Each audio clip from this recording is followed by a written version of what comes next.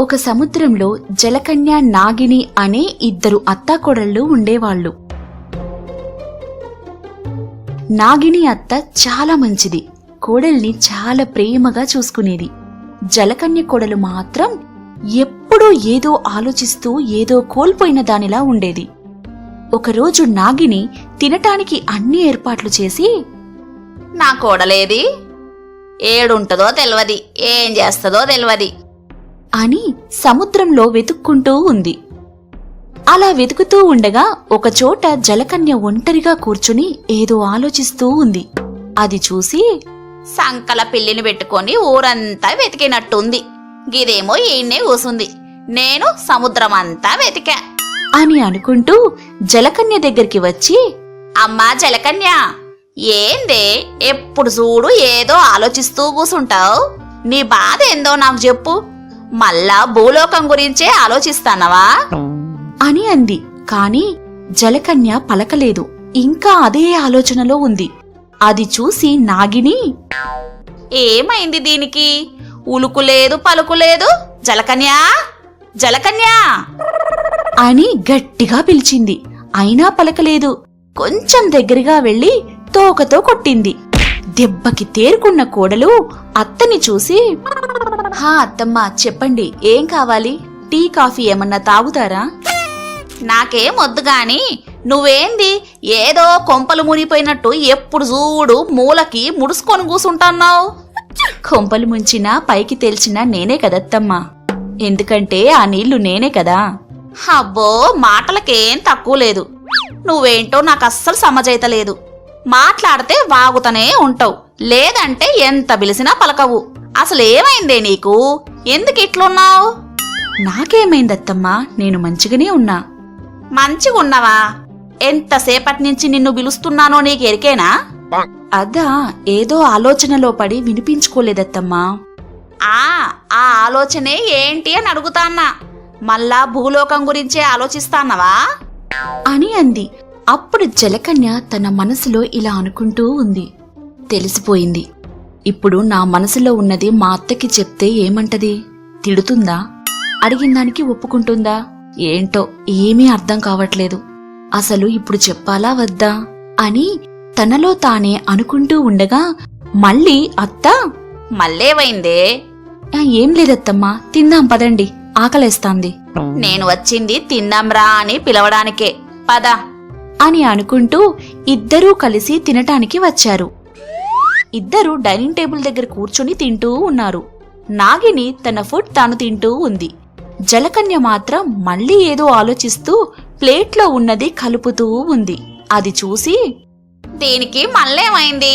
జలకన్యా, అమ్మా జలకన్యా, మళ్ళేమైందే? ఏం లేదత్తమ్మా, తింటా తింటా అని అనుకుంటూ తింటూ ఉంది. అది చూసి, తిండి కాదు, అసలు నీకేమైంది చెప్పు. మీ ఇంట్లో వాళ్ళ మీద బెంగ పెట్టుకున్నావా? వెళ్ళొస్తావా ఒకసారి? లేదత్తమ్మా. మరేమైంది? నువ్వట్లా ఉంటే నేనేమనుకోవాలి? ఈరోజు నాకు తెలియాల్సిందే నీకేమైందో. ఎందుకట్లుంటున్నావు? అది అత్తమ్మా, అదేం లేదు. నాకు గదంతా తెలీదు, నాకు చెప్పి తీరాలి. చెప్తానత్తమ్మా, కానీ చెప్పాక కోపం తెచ్చుకోకండత్తమ్మా. సరే చెప్పు. నేను భూలోకం వెళ్దామనుకుంటున్నానత్తమ్మా అని అనేసరికి నాగిని షాక్. ఏంటి భూలోకమా? ఎందుకే? వద్దు అని ఎన్నిసార్లు చెప్పినా వినవా నువ్వు? ఏమవుతుందత్తమ్మా, ఎప్పుడు చూడు ఈ సముద్రం అడుగున పాతాళంలో ఉన్నట్టే ఉండాలా? పైన భూలోకం ఉందని తెలిసినప్పటినుంచి అక్కడికి వెళ్లాలని, అక్కడ అందాలు చూడాలని చాలా ఉబలాటంగా ఉందత్తమ్మా. వద్దే తల్లి, అక్కడ అందాలతో పాటు అవరోధాలు కూడా ఉంటాయి. అక్కడికి పోవద్దే.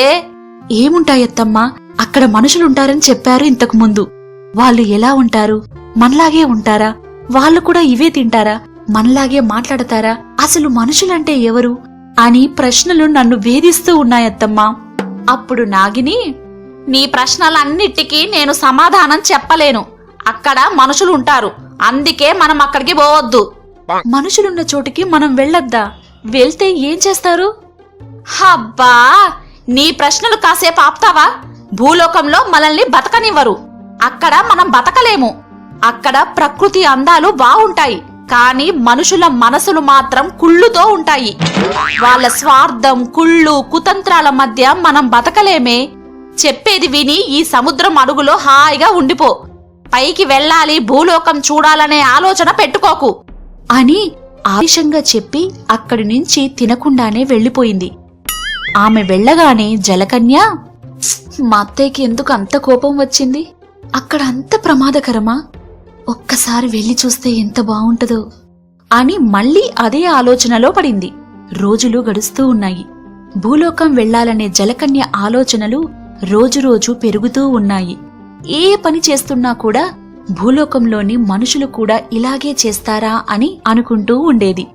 కోడల్ని గమనిస్తూనే ఉన్న అత్త, ఏం చెయ్యాలే, ఇది రోజు రోజుకు పిచ్చిదయ్యేలా ఉంది గదా, ఎంత చెప్పినా వినిపించుకుంటలేదు అని అనుకుంటూ కోడలి దగ్గరికి వచ్చి, భూలోకం గురించి నీ ఆలోచనలిక మానవా? మీరు చెప్తున్న కొద్దీ, వద్దు వద్దు అంటున్న కొద్దీ నాకు భూలోకం వెళ్లాలనే ఆలోచన ఇంకా పెరుగుతుందత్తమ్మా. నన్ను ఒక్కసారి భూలోకం పంపండత్తమ్మా. సరే, పంపిస్తా. నిజంగానా అత్తమ్మా? చాలా థ్యాంక్స్. కానీ ఒక కండిషన్. నేను నీకు టెస్ట్ పెడతాను. అందులో నువ్వు నెగ్గితేనే నిన్ను భూలోకం పంపిస్తా. ఒకవేళ ఓడిపోతే నువ్వు ఇంకెప్పుడు భూలోకం గురించి ఆలోచించొద్దు, సరేనా? సరే అత్తమ్మా, ఏం చెయ్యాలో చెప్పండి అని అంది. నాగిని కోడలికి భూలోకంలోని మనుషులతో ఎలా నెగ్గాలో తెలిసే పరీక్ష ఒకటి పెట్టింది. అందులో జలకన్య గెలిచింది. గెలిచాక, అత్తమ్మా, మీరు పెట్టిన టెస్ట్లో నేనే గెలిచాను, నన్ను భూలోకం పంపించండి. సరే సరే, నిన్నొక్కదాన్నే కాదు, నేను కూడా వస్తాను. మీరు కూడా వస్తారా? అయితే ఇప్పుడే వెళ్దామత్తమ్మా. నాకు చాలా ఆతృతగా ఉంది. అక్కడ ఏముంటాయి, మనుషులు ఎలా ఉంటారు, అక్కడ జనాలు ఎలా మాట్లాడతారు, మనం తినేవే తింటారా, అసలు మనుషులకి మనకి మధ్య ఉన్న తేడా ఏంటి, ఇవన్నీ చూసి తెలుసుకోవాలనుందత్తమ్మా. సరే సరే, అక్కడ ఉన్నవన్నీ చూపిస్తా. అన్నీ చూశాక తిరిగి నేను ఎప్పుడు రమ్మంటే అప్పుడు వచ్చేయాలా, సరేనా? అక్కడే ఉండిపోకూడదు. సరే అత్తమ్మా అని అనుకొని ఇద్దరూ భూలోకానికి ప్రయాణమయ్యారు. ఈ ఎపిసోడ్ కూడా మీకు నచ్చింది కదూ? మరి లేట్ ఎందుకు? ఇప్పుడే మా ఛానల్ని సబ్స్క్రైబ్ చేయండి, గంట కూడా కొట్టుండ్రి. ఈ ఎపిసోడ్లో మీకు ఏం నచ్చిందో కింద కామెంట్ రూపంలో చెప్పండి. మిమ్మల్ని ఆహా అనిపింపజేసే మరిన్ని వీడియోస్ కోసం చూస్తూనే ఉండండి ఆహా టీవీ.